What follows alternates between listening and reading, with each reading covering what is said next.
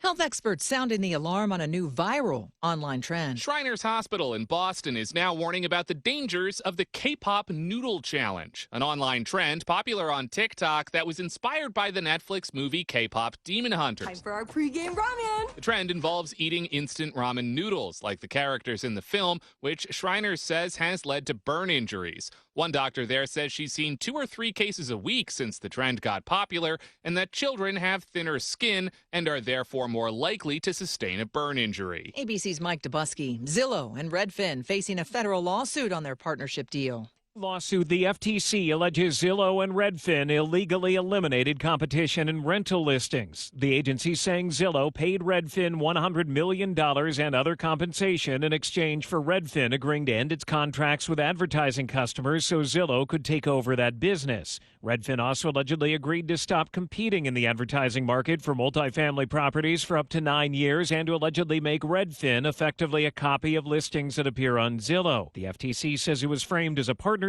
but the agency claims it was unlawful. Alex Stone, ABC News. In a statement to ABC News, Redfin says in part that it, quote, strongly disagrees with the FTC's allegations and is confident that we will be vindicated by a court of law.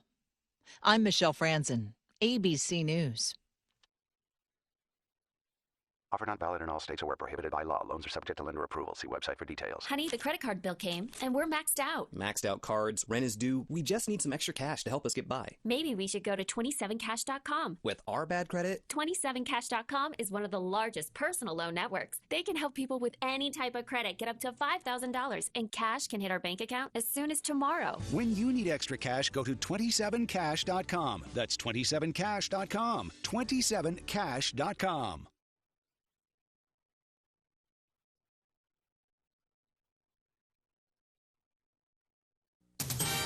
News Talk 610 AM and 102.1 FM. KVNU. 4:05 now on this Tuesday afternoon with KVNU's For the People show coming up in just a minute. I'm Will Feelright with our top local stories. And as we've been reporting this afternoon, law enforcement investigating a possible bomb threat at Utah State. Now, Old Main was evacuated just before 2:45 this afternoon after a suspicious package was reportedly found.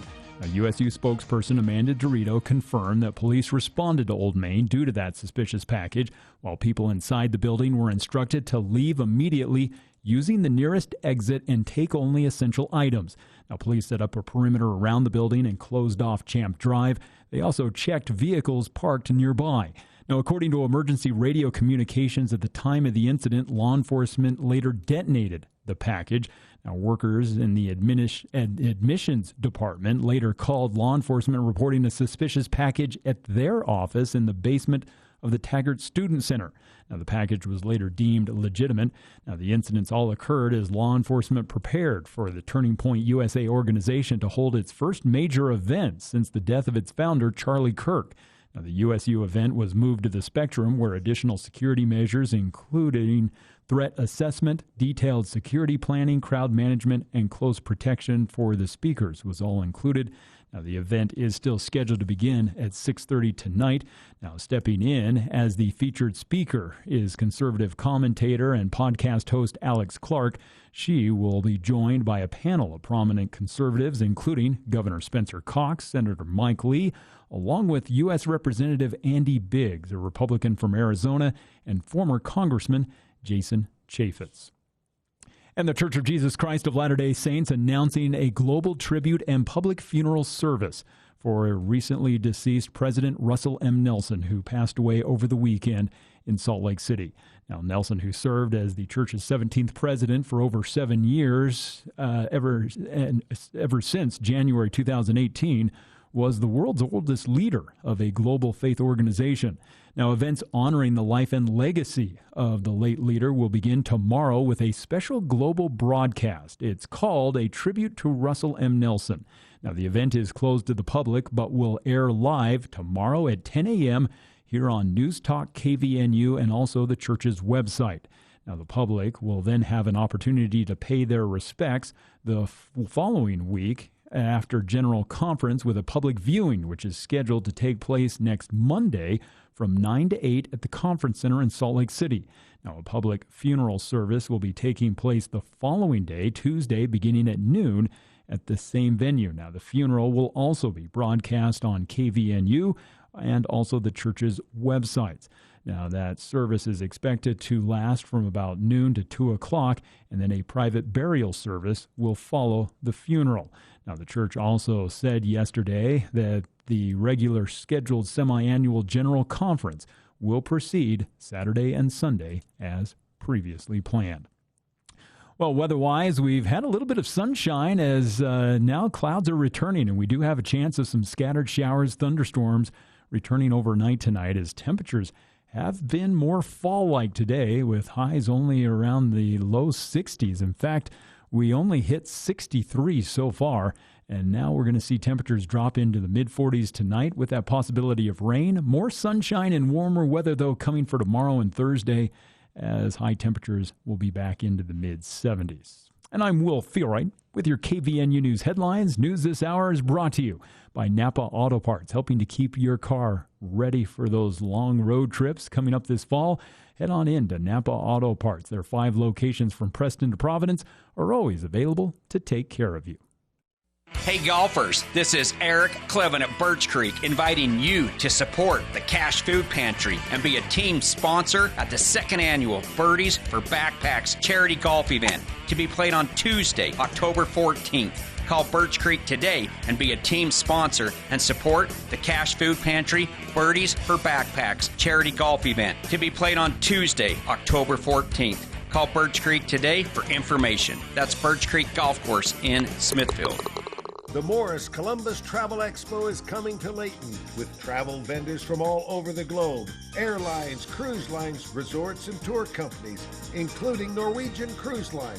Join us at this one-day show for exclusive discounts, information seminars, and hourly prize drawings. Saturday, October 18th at the Davis Conference Center in Layton. Details at utahtravelexpo.com. Morris Columbus. Wednesday edition, Clay and Buck will be joined by Tennessee Representative Tim Burchett on the Restore Trust in Congress Act, which would ban stock trading by members of Congress, as we have talked about it. Plus, Clay and Buck Network podcast host Tudor Dixon as we reach potentially a government shutdown. Wednesday edition, Clay and Buck. Don't miss it. 10 to 1 on News Talk KVNU, 102 FM at 610 AM.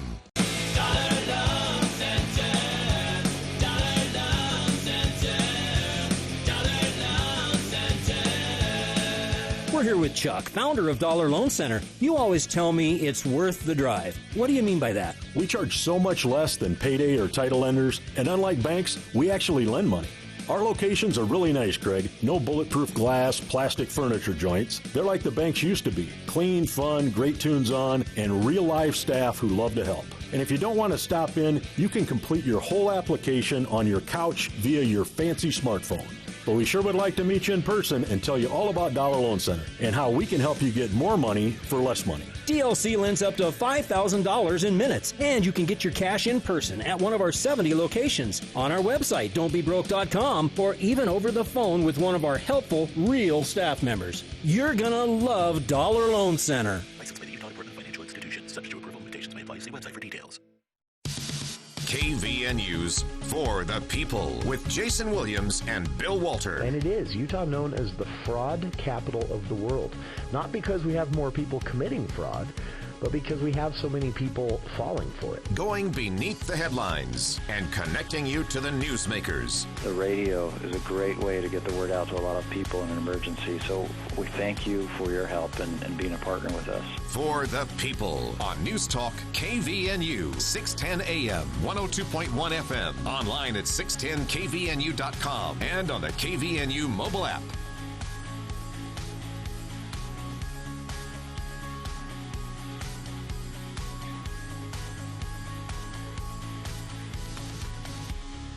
Welcome to KVNU's For the People.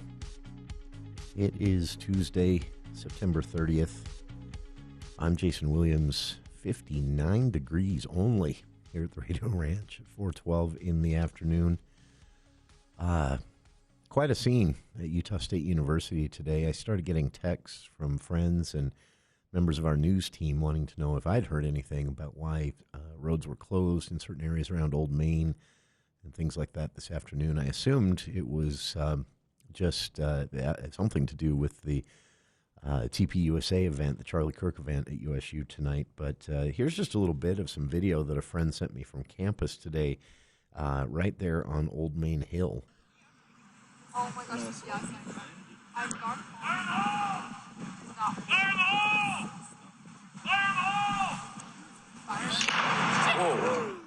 That was the controlled detonation of a suspicious package that was, there was concern that it may have been a bomb. We got the alert here at the station just before this took place. For about an hour, Old Main Hill and surrounding roadways were closed, and the building, several buildings, as I understand it, on campus were evacuated nearby this afternoon ahead of the scheduled Turning Point USA event, which is scheduled to take place at a different building on campus. But an alert was first sent to students and administrators on campus saying that Old Main building was being evacuated. Rumors quickly started going around of a suspicious package that had been found. But the message read, an evacuation has been ordered for the Old Main building on Logan campus. Leave immediately using the nearest exit. Use stairs, not elevators. Take only essential items. Go to your department's evacuation area if applicable. Follow instructions from emergency personnel. Updates will follow.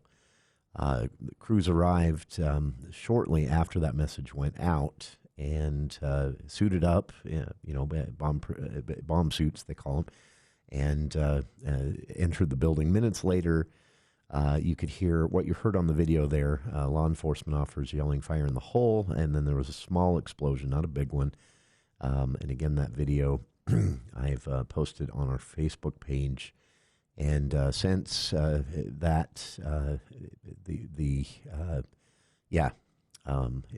been given an all clear, basically, on campus around 3:45, just a few minutes before the show started today. So all clear has been given. People are allowed to return to the Old Main building, and campus deemed safe and clear. Details on this, though, are non-existent at this point. Whether it was just worry over a suspicious package, a backpack left somewhere, and heightened security, of course, due to the Turning Point USA event. And CashValleyDaily.com got all the details here. After Old Main was evacuated, of course, law enforcement is investigating a bomb threat, or investigating this as a bomb threat. So USU spokesperson Amanda DeRito told us that police responded to Old Main due to a suspicious package. People inside the building were instructed to leave, evacuated. Police set up a perimeter around the building, closed off Champ Drive, and also did some checking of nearby vehicles. And emergency radio traffic showed, basically let us know law enforcement had detonated whatever it was that was found. So workers in the admissions department called law enforcement and also reported a suspicious package in their office in the basement of the Taggart Student Center. And the package was later deemed legitimate. No cause for alarm on that one. Just unattended package. University officials released a full statement on this, again, just minutes ago. University and local law enforcement were dispatched to the scene. The device was located and deemed to be a non-explosive device. Out of an abundance of caution, the bomb squad detonated the suspicious package. Old Main building is now clear and safe. All scheduled events resume as normal. So, again, this is, I would guess, due to the heightened security on campus. With the events at Utah Valley University a few weeks ago and the political assassination of Charlie Kirk, security's dialed up to 11 on USU's campus right now. I did talk to a couple of friends who are students who told me that they'd gone over just to kind of look. They aren't going to the event tonight, not their thing, but they went over to look at some of the setup for the event tonight, which begins around 6:30. Doors open at 5. And I guess a large crowd had already started to amass in the parking lot outside. And so they just went over to snoop, and they said they were actually stopped by security personnel, non-campus security personnel. They weren't sure, which agency they were with, but obviously law enforcement, and they said they were stopped and asked what they were doing in the area. And they said, well, we're literally just snooping, taking pictures. And they said, okay, no problem, let them go on about it. But they're definitely keeping an eye on anybody in the area. And, a lot of times a overabundance of caution is better than too little, to say the least. Utah Valley University under some criticism now for how they handled both planning of the event and even what happened after Kirk was shot there a few weeks ago, after a text went out to students telling them that campus was that the alleged shooter had been apprehended and they were free to go about their business. Well, at the time, that wasn't true. No one knew where the shooter was when that text went out. So I would guess pretty confidently USU and law enforcement are just operating with an abundance of caution on all of this. Again, suspicious package turned out to be nothing in the at the bottom of the Taggart Student Center, and the package that law enforcement was investigating from Old Main was detonated out of an abundance of caution. They, again, didn't have necessarily reason to believe it was an explosive device, but they don't take chances in situations like that if there's just a box sitting up against a wall in a hallway for some reason. So, again, most likely this is all due to just security being really ramped up ahead of the event tonight, and nothing more. But if we find or get additional information from law enforcement as they continue to investigate, they'll be looking at, I'm sure they'll be looking at security cameras and things like that to see who might have put the box here or there, or the bag, whatever it was. But as it stands right now, it sounds like this was just, I guess you could fairly say an overreaction to unattended packages, but probably better to do that than to not, considering the heightened political environment around this event tonight. So details again at cachevalleydaily.com. There is also a link there to the video that I played the audio from there, where you can hear the officers shouting fire in the hole and asking people to stay back as they detonate this package that was found at Old Main. And again, the package later called in from the admissions office in the basement of the Taggart Student Center was deemed a legitimate package. It was just unattended and caused some concern. So that's what we know so far. So if you saw the traffic, if you saw the roads closed on Champ Drive and more, if you were on campus and saw the crowds, that's what it was all about. The other crowds are actually people lining up as early as 1 o'clock this afternoon. People were pulling into the parking lot around the event center there on campus ahead of this event that starts at 6:30 tonight in order to, I assume, get front row seats. But I was surprised when I got some pictures and video from friends on campus saying that, hey, people are already here at 1 in the afternoon. It's drawing a crowd. I know folks that are coming from San Juan County to attend this event tonight, big fans of Charlie Kirk. So we'll keep you posted as things play out, of course. And as far as being a part of the event, if you can't be there in person, again, you can still get yourself on the wait list through the Turning Point's website. You can still register to be on the general public wait list. But I can't predict whether, it's a pretty big venue, but it's not just a big outdoor event. So seating is, there is a finite number of seats, but it is also prioritized for students. That's what Turning Points is all about. They're there to recruit students. And so the students are getting priority. So if every student shows up for this, you're not getting in. I doubt every student is, so if you'd like to go, even though it's late in the day, register at the Turning Point events, get on that public wait list, and then go up and see what happens, I guess, is the best I can offer. As far as a live stream goes, no, but they have said that video of the event will be available on the Turning Point website. We'll have some highlights from what Governor Cox and Senator Mike Lee and others say tonight as they take part in a panel. The panel taking the place, of course, of Charlie Kirk at this event. That was originally planned as the second stop on the tour at USU, and now instead marks the first stop on a kind of reinvented tour that they will embark on. So details again at cachevalleydaily.com, and we'll be back with more For the People right after this. Hear that? That's the sound of a sad bird. He says your trees are so overgrown and ragged, he can't find a place to perch and sing you a happy song. Hear that? That bird is warning you. He says if you don't prune your branches before the next windstorm, they might end up in your living room. Yep, another talking bird. This one says call Hall Tree Care. Smart birds. Call Hall Tree Care and get 10% off. 760-6587. That's 760-6587.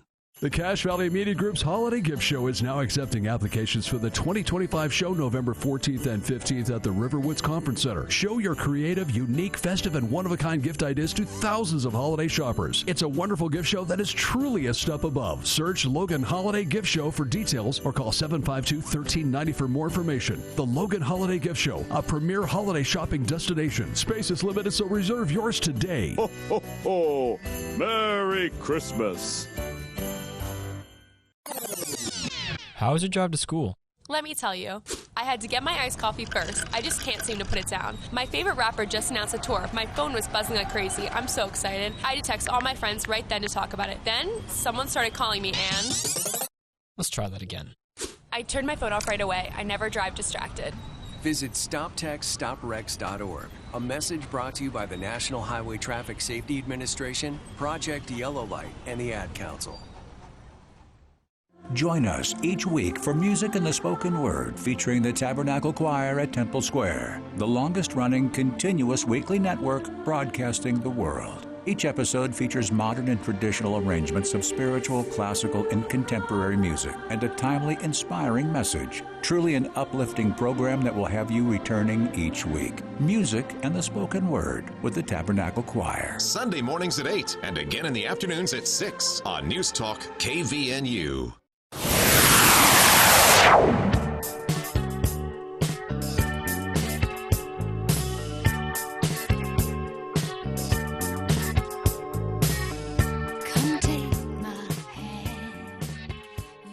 Former United States Senator from Utah, presidential candidate, guy who saved the 2002 Olympics, Mitt Romney, whatever title you want to use for him, I'm sure he'd take it at this point. He's had a pretty significant career in public service in various stripes, but he spoke at an event I forgot to mention former governor of Massachusetts because that actually comes up.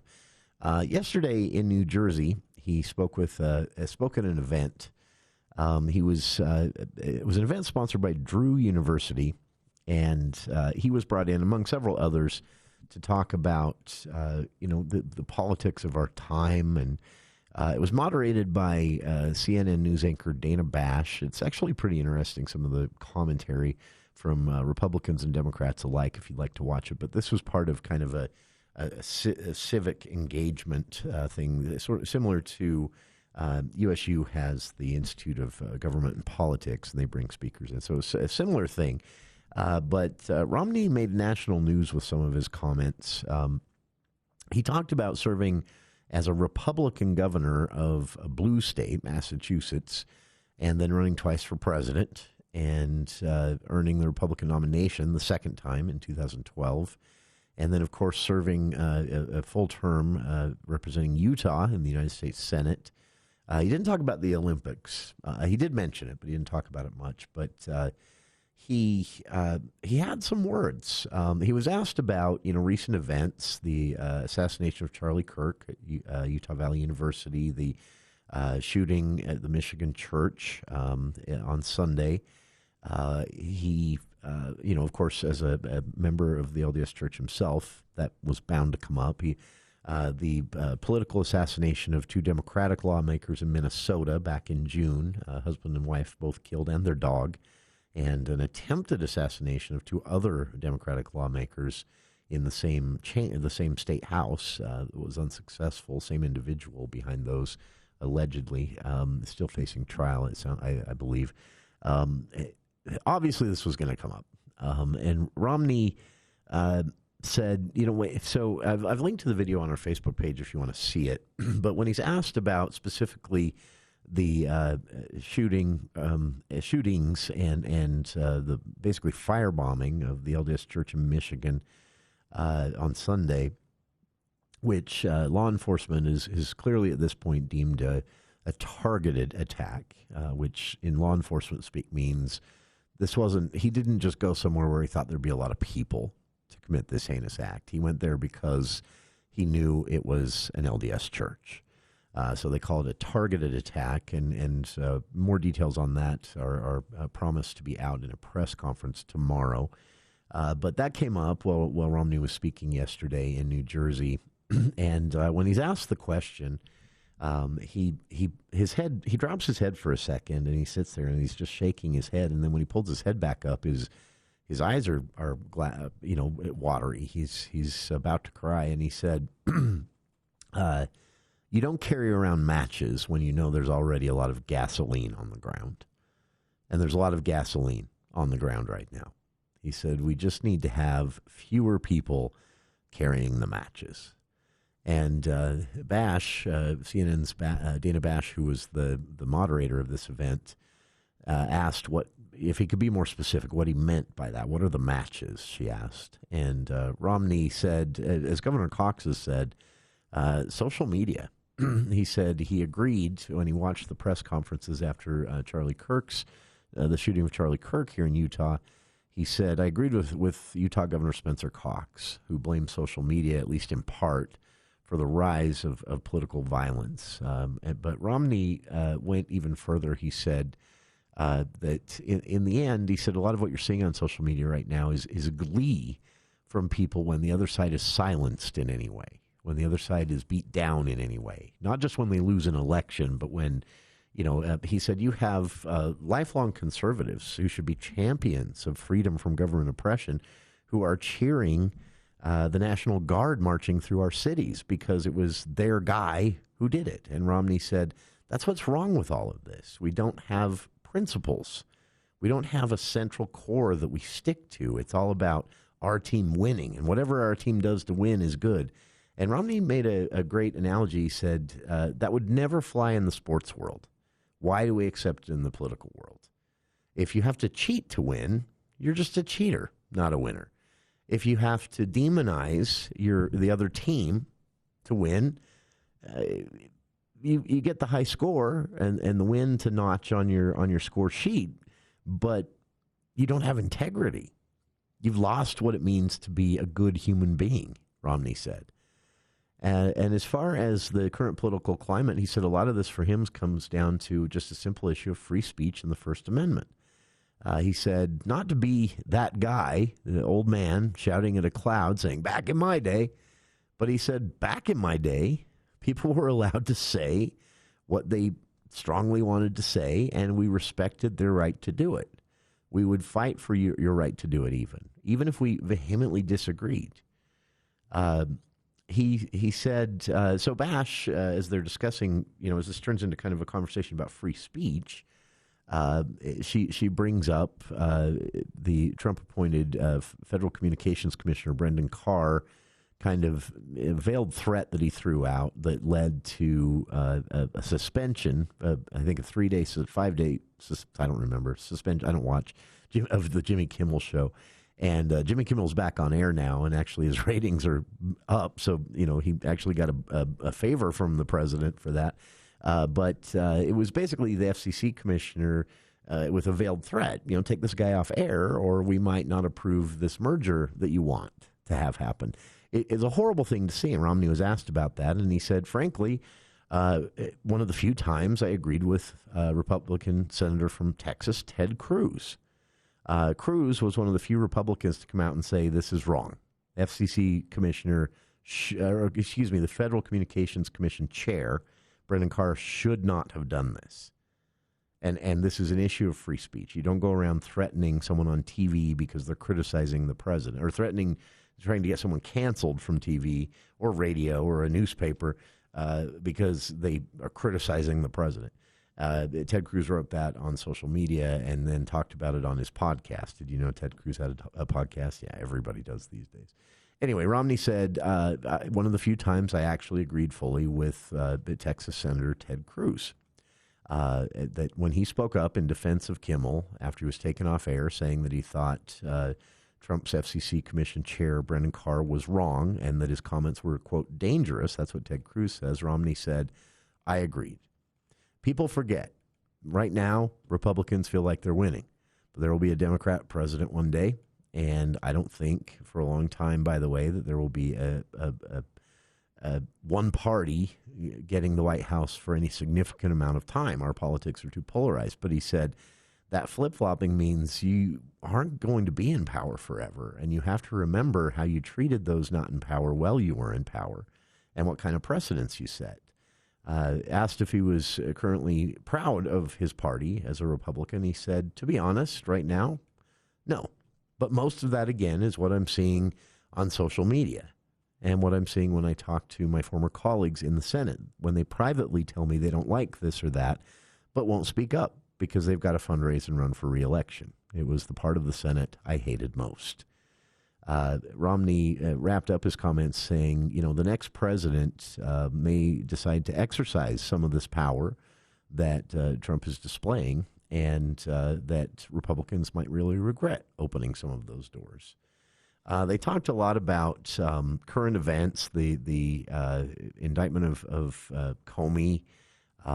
They talked a little bit about a recent David Brooks column that was Brooks is kind of flowery in his writing. He was talking about the same thing Governor Spencer Cox was talking about, but Brooks referred to it as our dark passions. Spencer Cox calls it a dopamine hit that we get from social media and being angry online and shouting at each other. And Romney said that we've got to dial it down. He said one of the most dominant political, quote, dark passions, to quote David Brooks, Romney said, is we revel in the humiliation of people we disagree with. Social media has taught us to find that fun or even admirable behavior. But Romney said it is anything but admirable. It was a really, really interesting discussion. They talked about a lot more. These are just the highlights that kind of stood out to me. Romney got into a little back and forth with the moderator. He said that he'd actually, this was news to everybody. He apparently called Biden after Biden was sworn in, was officially president in the early spring of 2021. He apparently called him and said, let's bury all these hatchets. He said he wanted Biden to pardon Trump of the crimes he'd been convicted of out of office on day one as a peace offering.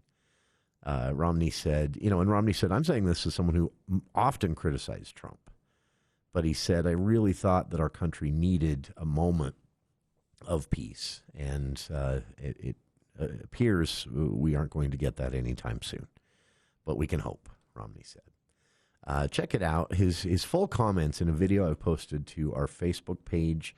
There's also a couple of great write-ups going around Utah here from the statewide press that I've linked to. And we'll be back with more of For the People after this look at the news with KVNU's Will Feel Right.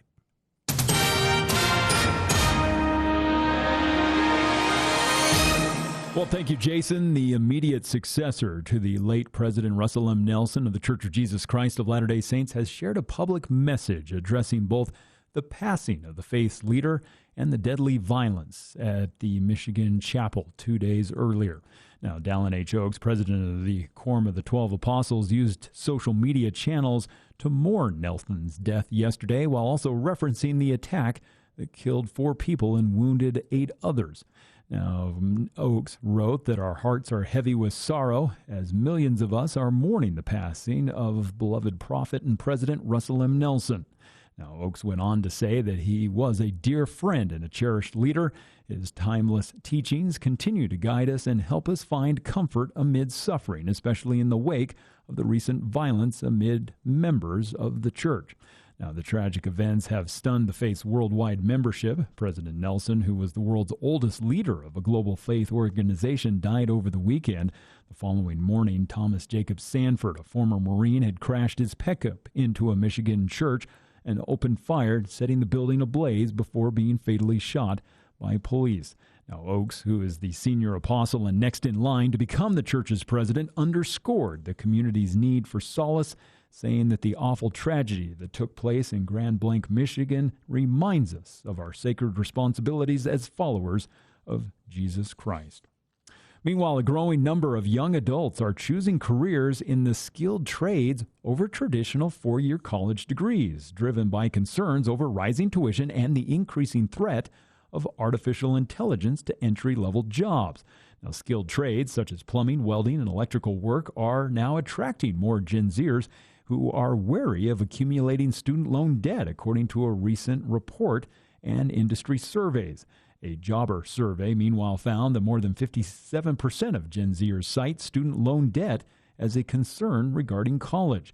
Now, here in Utah, Bureau of Labor Statistics data shows that trade jobs have been rising since 2015, though job growth in the sector has plateaued over the past year. Now, recent college graduates are reportedly struggling to try to find jobs as AI begins to automate many white-collar positions, and young people feel that trade professions are currently safer from automation. Well, we've had some rain earlier this morning, and now we have a chance of some rain this evening, as temperatures have been in the mid-60s today for our high. Tonight, low temperatures will be right around 45 degrees, and then tomorrow back into the mid-70s, as we'll see sunny skies tomorrow with a chance of some rain happening here overnight. And weather this hour is brought to you by Dr. Keith Nielsen, board-certified orthopedic surgeon and experienced in successful surgeries for sports medicine and arthritis. It's Dr. Keith Nielsen. Find out about his Omnibotic knee replacement system. If you've suffered from knee pain, don't suffer another day. Give Dr. Keith Nielsen a call. And I'm Will Feelwright with your KVNU News Headlines. ABC News, I'm Michelle Franzen. Lawmakers are racing to a midnight deadline with votes expected to fail in the Senate on a stopgap bill to avert a shutdown. Without an agreement to fund their agencies, some 750,000 civilian workers could be forced to stay home. Millions more in the military and civilian ranks would be expected to work, protecting life and property. After the last shutdown in 2019, Congress changed the law to ensure that all federal employees are made financially whole whenever a shutdown ends, whether they were furloughed or not. The Congressional Budget Office estimates in this round it could cost taxpayers $400 million a day to pay federal workers who'd be barred from working. ABC's Stephen Portnoy. A federal judge today ruling the Trump administration's efforts to deport non-citizens for protesting the war in Gaza was unconstitutional, saying it violates the First Amendment. Hamas officials say they're reviewing the Gaza ceasefire proposal outlined by President Trump yesterday and backed by Israel. The plan includes an immediate ceasefire and the release of all remaining hostages. For over a decade, Roof Rescue has been safeguarding your homes with the finest roofing solutions. We understand the value of your time. That's why we're committed to replacing most roofs in just one day. With award-winning service, 100% guaranteed workmanship, and the best warranties in the industry, your watertight peace of mind is guaranteed. Call us today at 435-999-4268 or visit roofrescueusa.com and ask for the $250 off any roof replacement. Financing available? That's roofrescueusa.com. Bringing Wall Street to Main Street. From your local experts in downtown Logan, this is the Adams Wealth Advisors Market Report. Hi, this is Ty with Adams Wealth Advisors. Stocks extended their rally on Tuesday, shrugging off concerns of a government shutdown expected to begin at midnight tonight. The Dow Jones Industrial Average added 82 points to close at 46,398. The Nasdaq rose 0.28% to 24,680, and the S&P 500 advanced 0.41% to end at 6,688. Sector performance reflected a mild flight to safety. Defensive sectors posted moderate gains, while most risk-oriented sectors ended lower, with the exception of materials, technology, and industrials.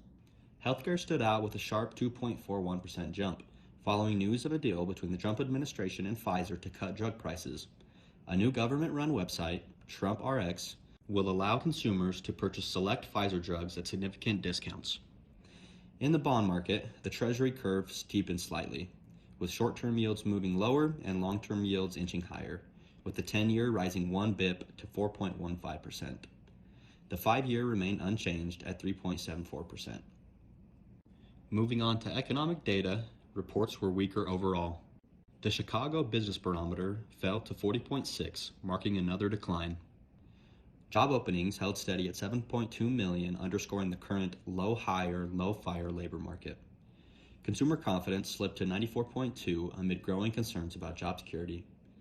Looking ahead, tomorrow brings a slate of economic releases. The ADP employment report will be published as scheduled since it is produced outside the government. Construction spending data, however, will be delayed due to the shutdown. That's your update from Adams Wealth Advisors, guiding your financial future one day at a time. For personalized help planning yours, reach out to us at 435-752-1702. See you soon, Cache Valley. Advisory services offered through Adams Wealth Management, a registered investment advisor. For important disclosures and more information, visit adamswealthadvisors.com. Got sinus issues or trouble hearing? What about tonsil issues? Don't let discomfort hold you back. Intermountain Budge ENT Clinic is ready to help. With expert care and ear, nose, and throat health, Dr. Matthew A. Wilson and Dr. Andrew J. Goetz provide personalized treatments, including thyroid surgery, to get you feeling your best. Breathe easier, hear clearer, and live better. Call Budge Clinic ENT today at 435-716-1420. Local care with Intermountain expertise.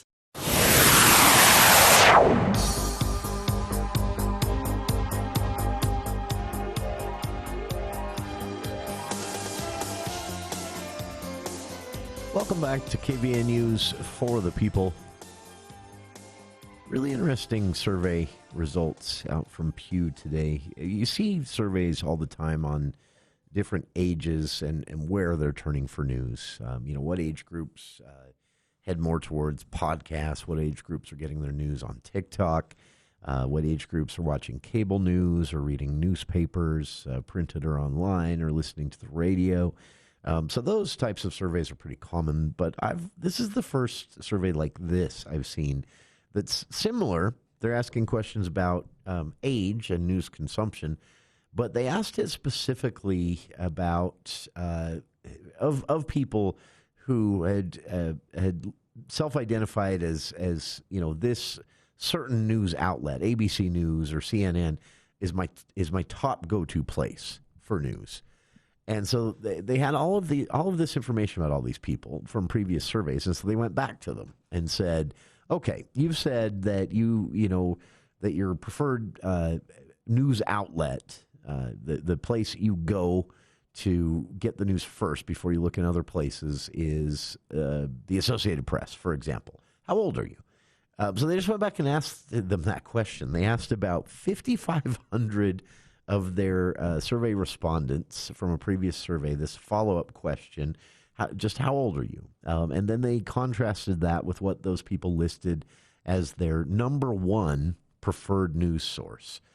And this was interesting. So now this is extracting everyone under the age of 35, because in a survey they found that everyone under the age of 35 basically said social media, which we'll have a whole conversation about that one day. I'm not quite there with the governor on saying that if we got rid of social media, the politics would get better. But I see where he's coming from. I think social media is contributing to the violent rhetoric and even violent acts because the algorithms are designed to keep us mad so that we don't close the app. Because as long as you're mad, you're scrolling for more. Or as long as you're looking for that dopamine hit, you're scrolling. So I agree with the governor on that, but I'm also somebody who thinks that social media has been good for news. I've talked about this many times. I use my Twitter account. I don't really interact on Twitter. I don't like things. I don't reply to people. I use it as a news aggregating service. I've followed most almost every news outlet I can find, and in a lot of cases, specific journalists who work at those places as well. So occasionally my Twitter feed is stuff journalists are just talking about, hey, I went to lunch today, it was great, you should try this place.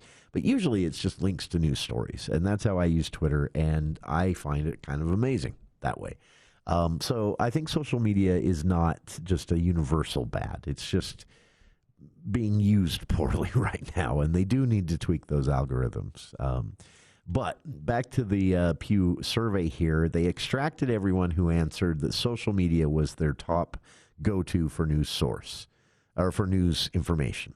And so that basically took everyone under the age of 35 out of the picture. So this is 35 to 65. And again, they asked them, okay, how old are you after previously telling us what your go-to first choice outlet for news is? Now tell us how old you are. And they put all that together in a graph that you can see. I've linked to it on our Facebook page. But here's how it kind of breaks down. And I don't know what to make of this. Maybe you shouldn't put too much meaning behind this, but it's really interesting. So I'll give you the tops and the bottoms. So 35 to 39 years old, the top news source for that age group in Pew survey respondents was Univision. Now, I had to kind of dig on that one a little bit. I'm thinking, okay, why? Well, the reason is that so Univision is a Spanish language TV network, TV news network. And their own median audience is only 42, which is 20 years younger than our cable news network's median audience. And that is because most Americans who get news from these outlets are Hispanic, and they tend to be younger than U.S. adults overall. So, okay, that explains that. So 35 to 39, top news outlet was Univision, or Univision. And Telemundo right above that, with the median age of Telemundo watchers and listeners age 42. The Daily Wire, a conservative online-only news outlet, median age was 42. New York Times, median age of the average go to the New York Times first news consumer. And again, we're not talking the average age of New York Times subscribers or readers. We're talking the average age of people who said that's where they go first. So the Daily Wire, average age of people who said they go to the Daily Wire first before anywhere else for news, 42. Age 42. New York Times, 43. Forbes, 44. The Joe Rogan Experience. I want to talk to these people. Don't go to a podcast as your first source of being informed. They're fun, and you can learn a lot, but don't make them your first source of being informed. Please, please, please. The Joe Rogan Experience. Average age of people of the group of people who said they go to Joe Rogan primarily for their news as a first source, 44. Washington Post, 44. It goes on this way. It's kind of interesting. NPR, kind of considered a more left-leaning news outlet, average age 48. CNN, 50. USA Today, 50. BBC News, 50. The Atlantic, 50 to 51. ABC News, the average age of people who said they go to the ABC News first and foremost for their news, especially when there's an event they want to learn more about, was 55. Same with Fox News. CNN was a bit younger. Their median age of people who go to them first was 50, but roughly same ballpark. MSNBC as well at 55. So basically, cable news, you've got 50 to 55. The people who go there first for their news are roughly in that age group. One that really stood out to me that was interesting, two of the most conservative news sites out there, and with one of them, I'm doing quote fingers when I say news because the word news is doing a lot of heavy lifting when they're described that way. But Newsmax, average age of people who said they go to Newsmax first for their news, 63 to 70, or excuse me, 63 to 65. And another conservative outlet that is more, unlike Newsmax, is more actual news oriented, although it is, with a conservative, with a right-leaning take.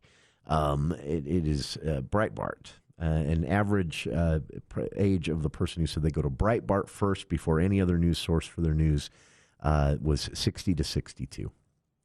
CBS News, for some reason, is way up there, too, with older individuals more likely to say they go to CBS first, whereas NBC and ABC are down more in the mid-50s of their median age of people who go to them first for news. Again, I wouldn't make too much out of this. There probably are some easy takeaways. The Newsmax listeners being in the oldest age group, that might be something that you could connect some dots and draw some correlations from, as well as the youngest age groups being Univision and Telemundo, because we know that most Americans who are Hispanic are younger. And so that would explain that. But as to why someone age 46 goes to The Guardian more often as their primary news source as opposed to someone who 51 who goes to The Atlantic, reading from the survey or the Pew chart here, I have no idea. It's just interesting.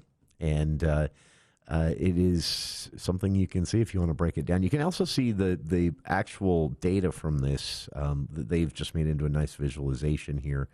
I've linked to it on our Facebook page. By the way, the median age of the United States, if you want to contrast this, the median age of the United States is 47. So if this survey from Pew is reflective of the national populace in any way, the median age of the U.S. right now is 47. That would mean that most Americans are falling into a category where they're getting their news from either The Guardian, The Wall Street Journal, first and foremost, not primarily or not entirely, but first and foremost, they're going to The Guardian, The Wall Street Journal, the Associated Press, or radio news. That would be again, the median age of the United States falls into the category in between all of those in this Pew survey. So, again, radio, the Associated Press, the Wall Street Journal, and The Guardian, originally a UK newspaper, now a global news organization. And those would be where most Americans are turning first, not entirely, just first for their news, if this Pew survey is reflective. It's really an interesting snapshot. And again, a different way of asking these questions. But by the way, around 1 in 5 adults under 30 don't get their news from any of the sources that were on the survey. So again, they're going to social media. And what we do know about social media news consumption, too, is right now TikTok is the top. I'm not sure that goes anywhere good. We'll be back right after this. This is Gary Ricks. When I hear a family has been harmed from carbon monoxide poisoning, it really affects me because I know how easy it is to prevent that from happening. If you have an HVAC contractor, please call them for an annual heating tune-up. If you don't, call us. We'd love to help, and we have some discounts available. Your friend always, Gary Ricks. Get your heating fixed, call Gary Ricks. Get your furnace fixed, call Gary Ricks.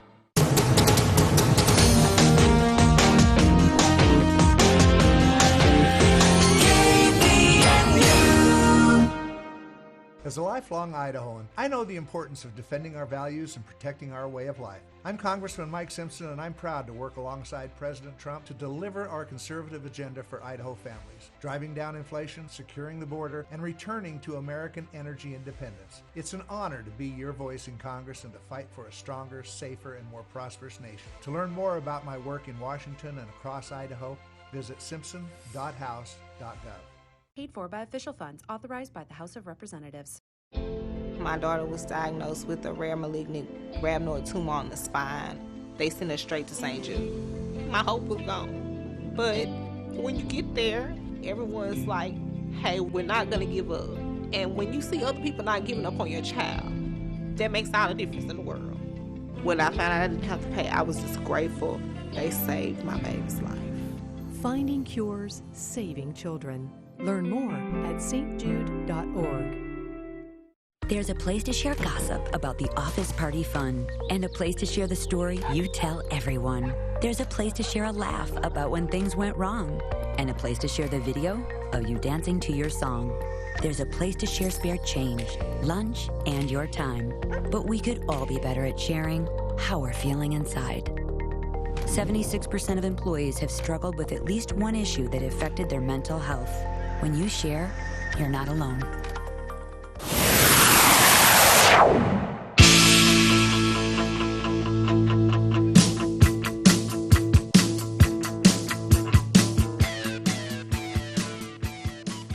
back to KVNU's For the People. Just a quick reminder that things are going to be pretty crowded on campus tonight. If you can avoid the area, if you're just going through, I probably would. The Charlie Kirk event, the Turning Points event, starts at 6:30, but I sent some pictures today showing people were already massing in the parking lot up there around the event location at 1 o'clock this afternoon. And I saw in the picture, I saw some Phil Lyman for governor signs. Man, folks, that's over. Long over. But, yeah. I guess, the cult of personality political era we're in, people just hang on to it. I don't know. It's going to be crowded up there is my point. So if you're going through or around, and can go around instead, I would recommend that when it comes to campus, at least until 9:30, 10 o'clock even this evening. So coming up in hour 2, some additional options here in Cache Valley for people who unexpectedly find themselves in a caregiver situation. Ways that you can find help, from everything from legal advice to just your mental state of mind. We'll talk about that. And also, after the Big 12 announced they were fining Colorado for anti-LDS chants from their students at a recent game, a debate has broken out after Deion Sanders said he doesn't think it's fair for schools and even teams and team members to have to own the behavior of, quote, every idiot fan that shows up to a game. And it's an interesting and worthwhile debate to have, because I've wondered the same thing myself sometimes. We'll talk about what Deion had to say and how people are responding to it after the fines were announced this morning in hour 2 of today's show, right after this, here on KVNU Logan.